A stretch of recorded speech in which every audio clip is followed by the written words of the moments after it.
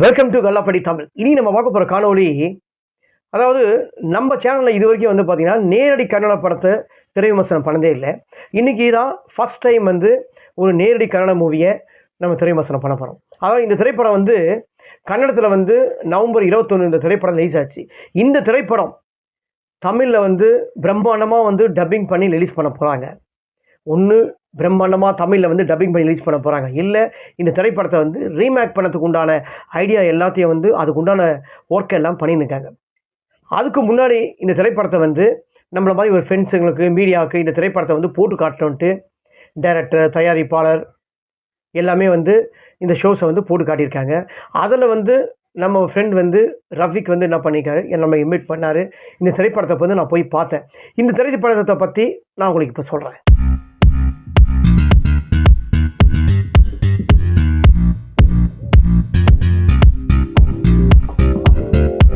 இந்த திரைப்படத்தில் ரஷித் நாக், சசிகுமார், சஞ்சனா தாஸ், அனுஷ்யா மற்றும் பலர். இந்த திரைப்படத்தோட கதைன்னு சொன்னால், இந்த திரைப்படத்தோட கதை வந்து டோட்டல் ஒரு டிஃப்ரெண்ட்டான ஸ்டோரி. இந்த ஸ்டோரி ஏன் சொல்கிறேன்னா, இந்த திரைப்படத்தில் கதாநாயகி 2 பேர் இருக்காங்க. இந்த கதாநாயகி சின்ன வயசுலேருந்தே இவங்க ஒரு இணை பிரியாத நண்பர்கள். அதாவது இவங்களுக்கு வந்து அம்மா அப்பாலாம் இல்லை, இவங்க ஒரு அனாதை. ஆனால் இவங்க 2 பேரும் வந்து ஒரு இணை பிரியாத நண்பர்கள். இவங்களுக்கு ஒன்றுனா அவங்க தாங்க மாட்டாங்க, அவங்களுக்கு ஒன்றுனா இவங்க தாங்க மாட்டாங்க. அப்படிப்பட்ட ஒரு 2 பேரும் வந்து அவ்வளோ ஒரு ஃப்ரெண்ட்ஸ். இந்த நட்பு என்ன ஆகுதுன்னா, ஒரு வளர்ந்ததுக்கு அப்புறம் கூட நாம் கல்யாணம் கட்டிக்கினா கூட ஒரே ஆளை தான் கல்யாணம் கட்டிக்கணும். நம்ம விரும்பினா கூட, அதாவது காதலிச்சா கூட நம்ம ஒரே ஆளை காதலிச்சு நம்ம கட்டிக்கணும்னு சொல்லிட்டு அவங்க முடிவு பண்ணுறாங்க. கதாநாயகன் என்ன பண்ணுறாருன்னா, கதாநாயகன் வந்து ஒரு ஐடி கம்பெனி நிறுவனத்தில் வந்து வேலை பார்க்குறாரு. கதாநாயகனோட ஃப்ரெண்ட்ஸ் வந்து ஒரு 3 ஃப்ரெண்ட்ஸுங்க இருப்பாங்க. அவங்க வந்து எல்லாமே ஒரு ஜாலியான டைப்பு. கதாநாயகன் எந்த பொண்ணையும் விரும்ப மாட்டார். ஆனால் சிரி கதாபாத்திரம், கதாநாயகி, அவங்கள பார்த்த உடனே கதாநாயகனுக்கு ஒரு பெரிய லவ் வருது. இந்த காதலை வந்து எப்படியா நம்ம சொல்லணும் அப்படின்னு நினைக்கிறாரு. அதுக்குள்ளே தான் வந்து ஒரு இடத்துல வந்து ஒரு சின்ன அவங்க ஃப்ரெண்ட்ஸுக்குள்ளே ஒரு சின்ன ஆக்சிடென்ட். ஸோ அந்த ஃப்ரெண்டுங்க என்ன சொல்கிறாங்கன்னா, இவரையும் லவ் பண்ணி ஆகணும் அப்படின்னு சொல்லிட்டு 2 பேரும் வந்து அவங்க வீட்டில் வந்து தங்கணும் அப்படின்றாங்க. இதுக்கப்புறம் இவங்க 2 பேரையும் ஒரே இடத்துல வந்து ஒரே ஆளை கட்டிக்கிட்டாரா இல்லையா, இல்லை இந்த 2 ஃப்ரெண்ட்ஸுக்குள்ள நடுவில் என்ன நடந்தது அப்படின்னு தான் இந்த திரைப்படத்தோட முழு திரைக்கதையும் இந்த திரைப்படத்தை அமைச்சிருப்பாங்க. இந்த திரைப்படத்தை ரொம்ப, அதாவது இதான் சொல்லுவாங்கன்னா, ஃபர்ஸ்ட் ஆஃப் லேக்னுவாங்க, சில படத்தில் செகண்ட் ஆஃப் லேக்னுவாங்க, செகண்ட் ஆஃப் சூப்பராக இருக்குது அப்படின்வாங்க. அப்படிப்பட்ட ஒரு இதெல்லாம் இந்த திரைப்படத்தில் எதுவுமே இல்லை. இந்த திரைப்படத்தில் ஃபஸ்ட்டு எப்படி வந்து எந்த அளவுக்கு ஜாலியான முறையில் போடும். இந்த திரைப்படம் ஃபஸ்ட் ஆஃப் ஃபுல்லாக ஒரு ஜாலியாக, அதாவது என்டர்டைன்மெண்ட்டாக வந்து நல்லா ஓடும்.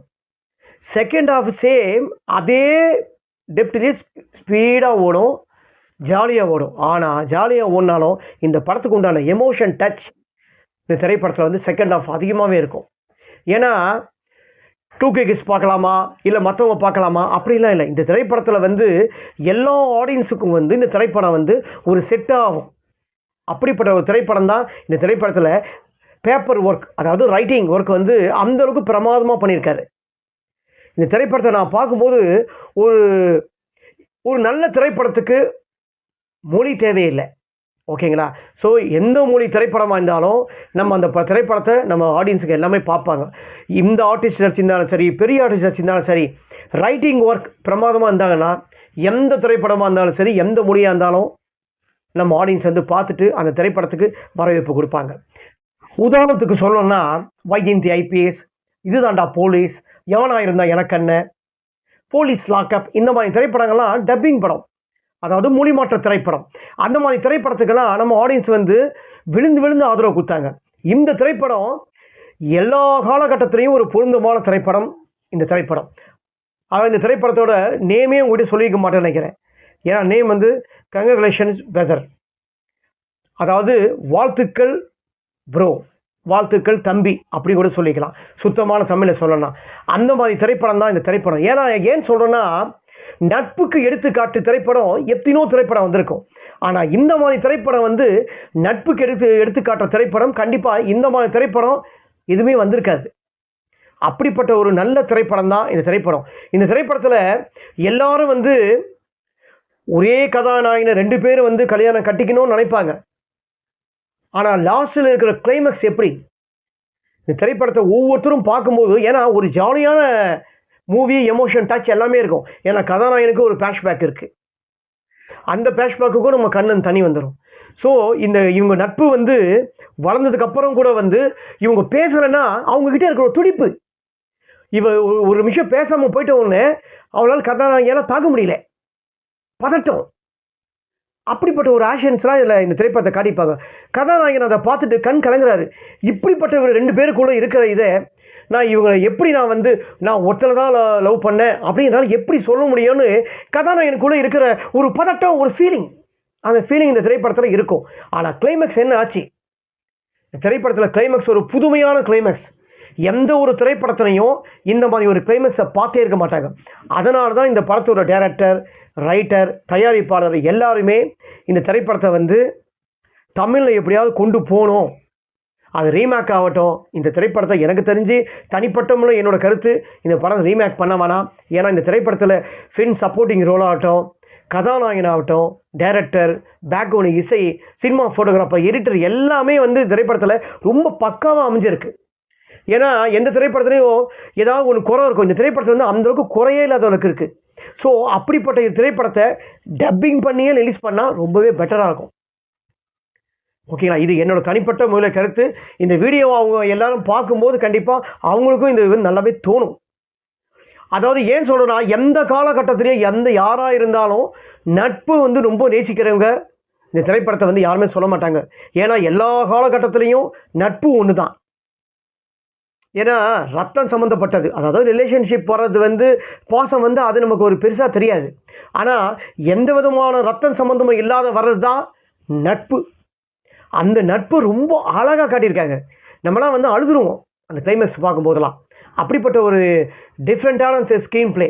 ஸோ எதுவாக இருந்தாலும் டைரக்டருக்கு தான் முக்கியத்துவம், இந்த படத்தோட ரைட்டருக்கு முக்கியத்துவம். ஏன்னா படைக்கிறவங்க அவங்க தான், படைக்கிறவங்க யாருமே இல்லைன்னா இந்த திரைப்படமே இருக்காது. அப்படிப்பட்ட ஒரு நல்ல திரைப்படம் இந்த திரைப்படம். நான் பார்த்த வரைக்கும் இந்த திரைப்படம் ரொம்ப பிரமாதமாக வந்திருக்கு.